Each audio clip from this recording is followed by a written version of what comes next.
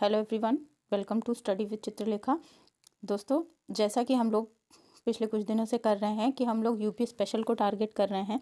अभी तक हमने यूपी स्पेशल की थ्योरी की क्लासेस 18 क्लासेस हम लोग कंप्लीट कर चुके हैं।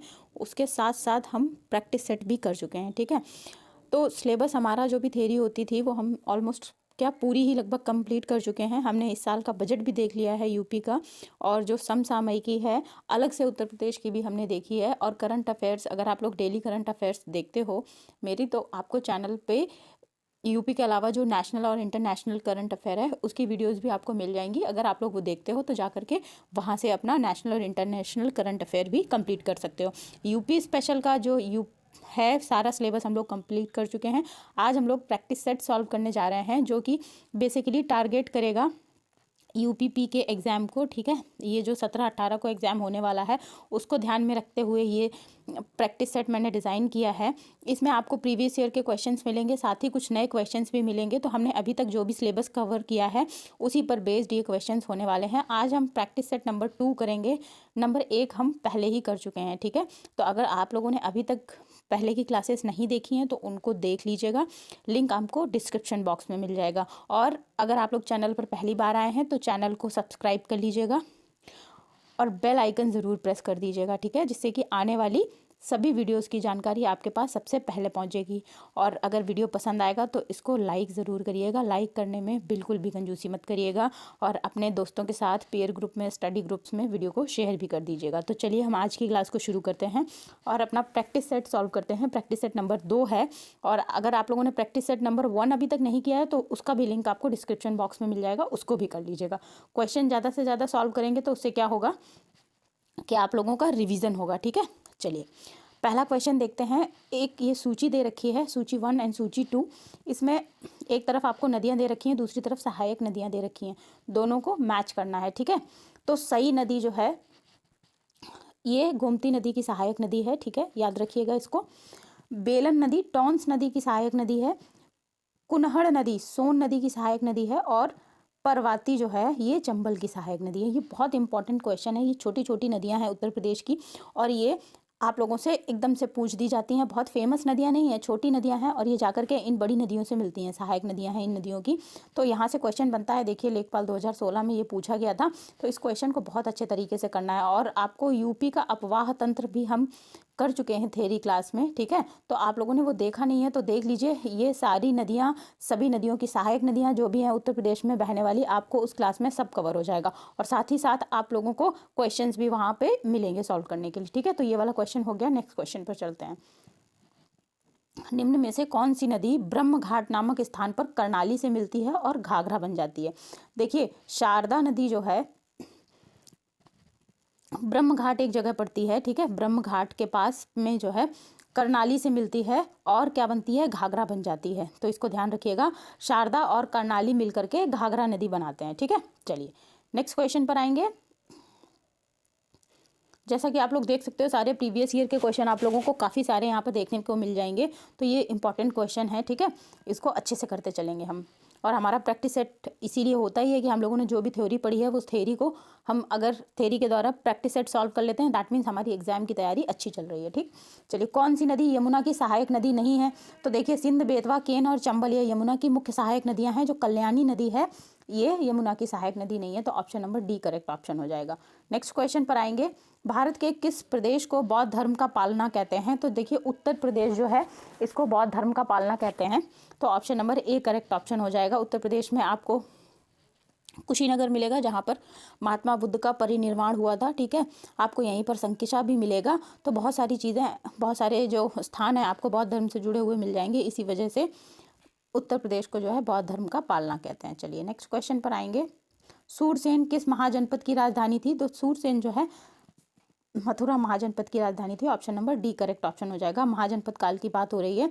ये सारे मिक्स क्वेश्चन आपको लोगों को मिलेंगे। अगर आप लोग टॉपिक वाइज देखना चाह रहे हो और अभी तक आप लोगों ने क्लासेस नहीं देखी हैं तो आपको जो प्लेलिस्ट है उसका मैं लिंक दे दूंगी डिस्क्रिप्शन बॉक्स में, वहाँ से सारी क्लासेस देख सकते हो। ठीक है, चलिए नेक्स्ट क्वेश्चन पर आएंगे।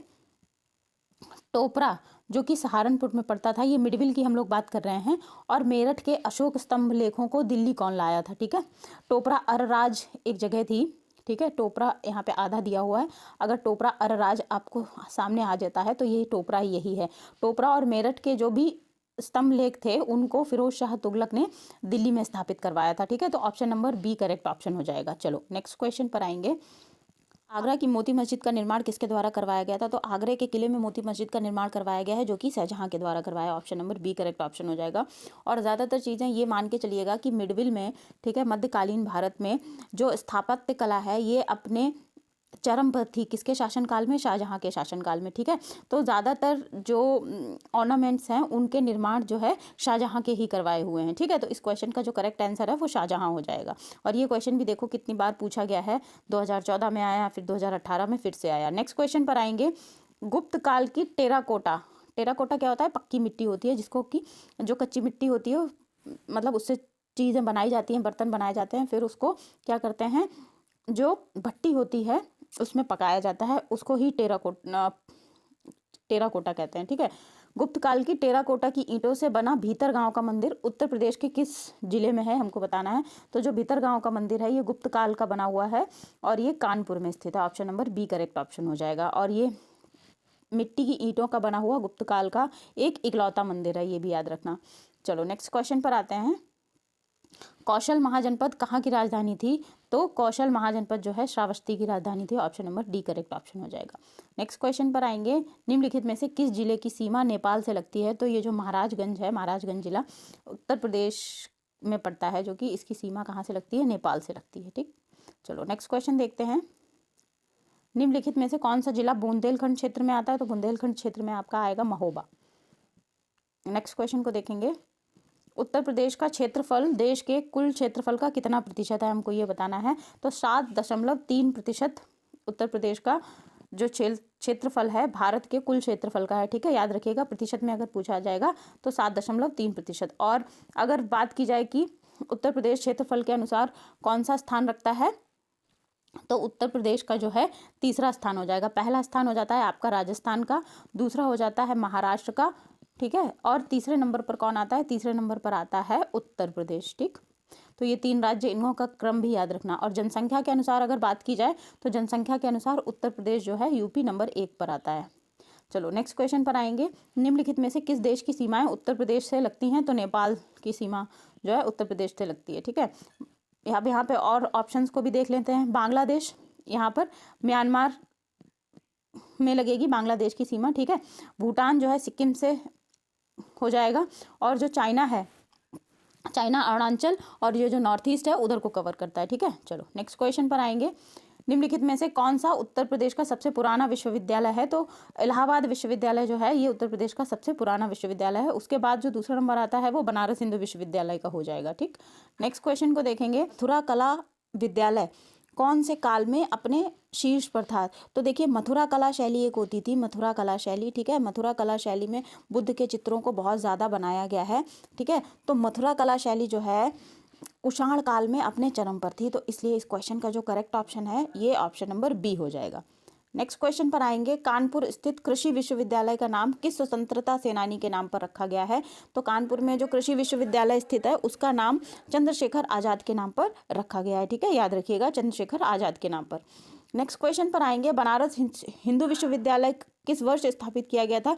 तो बीएचयू की स्थापना 1916 में हुई थी। बहुत इंपॉर्टेंट क्वेश्चन है, इसको याद रखोगे आप लोग। ठीक है, चलो नेक्स्ट क्वेश्चन पर आते हैं। चमड़े की वस्तुओं के लिए कौन कौन से जिले प्रसिद्ध हैं? तो हम पढ़ चुके हैं, ये हमने थ्योरी में पूरा कवर किया है। उद्योग वाले चैप्टर में आगरा और कानपुर जो है चमड़े की वस्तुओं के लिए प्रसिद्ध हैं। जो हब है वो कानपुर है। अगर आगरा भी ऑप्शन में रहता है तो आप आगरा और कानपुर दोनों को टिक करोगे। ठीक है, दोनों अगर एक साथ हैं, अदरवाइज एक ही एक दिया जाएगा ऑप्शन में।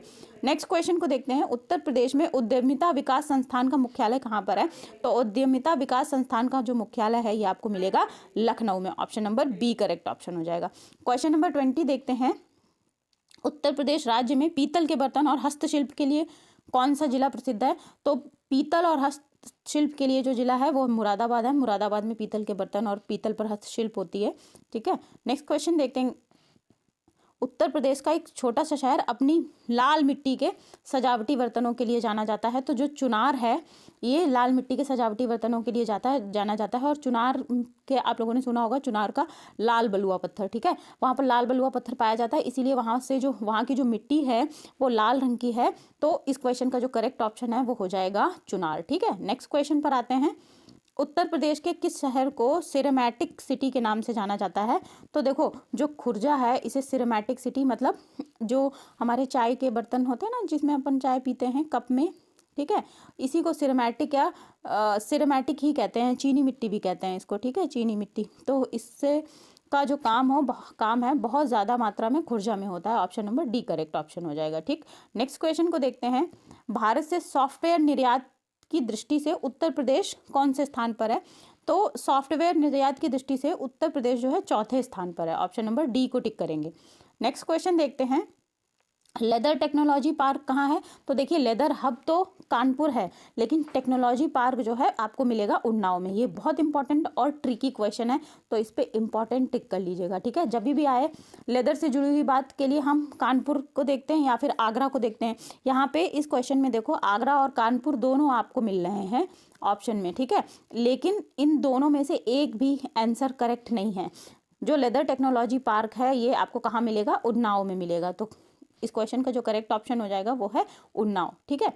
चलिए इस तरीके से हमारा ये क्वेश्चन नंबर 25 देखते हैं। निम्नलिखित युग में से कौन सा सही सुमेलित है हमको बताना है। तो जो गोटे का सही सुमेलित नहीं है ये बताना है, इसको पहले अंडरलाइन कर देते हैं जिससे कि हमें सही सुमेलित बताना में आसानी रहे। तो देखो गोटे का काम लखनऊ और वाराणसी में होता है, हमने ये पढ़ा है किसमें? उद्योग के चैप्टर में और हस्तशिल्प के चैप्टर में, ठीक है। ताले अलीगढ़ के फेमस हैं, बेंत और छड़ियाँ वाराणसी में, लकड़ी का काम उधर होता है। लेकिन जो पीतल की मूर्तियां हैं, हमने अभी ऊपर क्वेश्चन भी किया था, ये मथुरा में नहीं होता है, मुरादाबाद में होता है, ठीक है, मुरादाबाद। तो इस क्वेश्चन का जो करेक्ट आंसर है कि कौन सा सही सुमेलित नहीं है, तो ऑप्शन नंबर बी सही सुमेलित नहीं है, ठीक है। इस तरीके से आंसर कौन सा हो जाएगा? ऑप्शन नंबर बी हो जाएगा। तो इस तरीके से आज का प्रैक्टिस सेट ये हमारा कंप्लीट होता है। हमने कुल 25 क्वेश्चन किए हैं। आई होप ये क्वेश्चन आप लोग मेरे साथ करने में आसानी से कर पाए होंगे और आप लोगों को करने में कोई दिक्कत नहीं हुई होगी, क्योंकि क्वेश्चंस जो है हम सारी थ्योरी पीछे पढ़ चुके हैं, ठीक है। तो क्वेश्चन करने में कोई दिक्कत नहीं होनी चाहिए। अगर कोई प्रॉब्लम होती है, कोई क्वेरी होती है, तो आप लोग मुझसे कमेंट सेक्शन में पूछ सकते हो, ठीक है।